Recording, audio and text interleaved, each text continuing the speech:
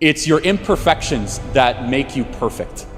And I thought to myself, I said, well then therefore by definition, the more imperfections you have, the better you are? Or my favorite one is, the world is better because you're in it. Now, that might sound like a good message, but in reality, it should be a question. Is the world better because you're in it? Right? It should, and so it should be a question. Has the world become a better place because of you? Now, so the idea of a hierarchy of what matters most is not taught a lot to our kids. There's a big lie out there that you could have it all, and that's not true. You can't. You have to make sacrifices. You could still do a lot. You could still run a business and you could still do things, but you have to make time for what matters most. One of the reasons why we have such a depressed generation, suicidal generation, we have such an anxious generation, a medicated generation, is they're thinking about themselves all the time. I believe a people that is not dedicated to service is a very depressed people. It's not always about you. Sometimes you have to do stuff you don't like because it's going to benefit somebody else. By the way, we just know that scientifically you're a happier person because of that. We know that, regardless of the spiritual implications or the moral implications. And so we have an entire generation that's always asked, like, how do you feel? How do you feel about that? It's actually quite irrelevant. Matters more about what you're doing. And here's a thought-provoking thing for you. Generally, what you do should dictate how you feel, not how you feel with what you do.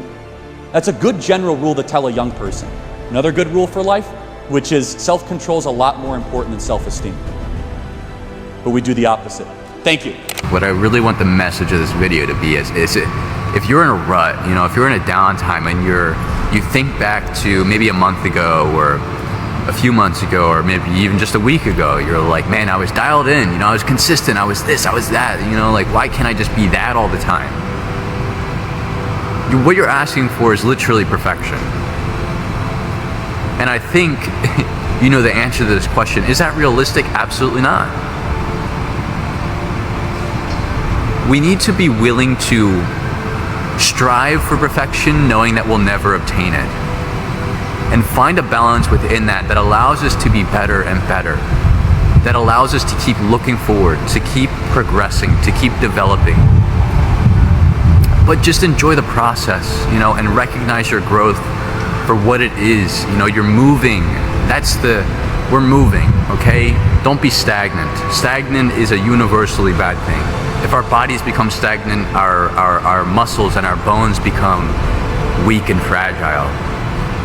If water is stagnant, you get dead water. Dead water's, it's got this brain-eating, flesh-eating bacteria. It's terrible. You let air sit still with no airflow. There's no movement. You get dead air, and you get spores and mold, and stagnation is universally just a bad thing. It's a universal law. And so mentally, you don't want to be stagnant. Physically, you don't want to be stagnant. Spiritually, you don't want to be stagnant. If you're moving in all those areas of life, my friend, you are winning. If you're moving, you're winning. Like, the only way you lose is if you give up, if you stop moving. Even if you're moving in the wrong direction for a period of time, you're moving. And if you're moving, that means you're trying, you care, and you're trying to move towards something. You might not know exactly how to do it or where to go or what, but you're doing it. You're moving your own 2 feet, and you should be proud of yourself for that. So the best advice I can give anybody suffering from mental health or just going through a bad time is you have to really analyze your life. Because I guarantee you, most of the things that we're going through, someone else has already gone through. So what one person can do, another can do. And it's important that we believe that you are not alone in this journey. You're not the first person to go through what you're going through.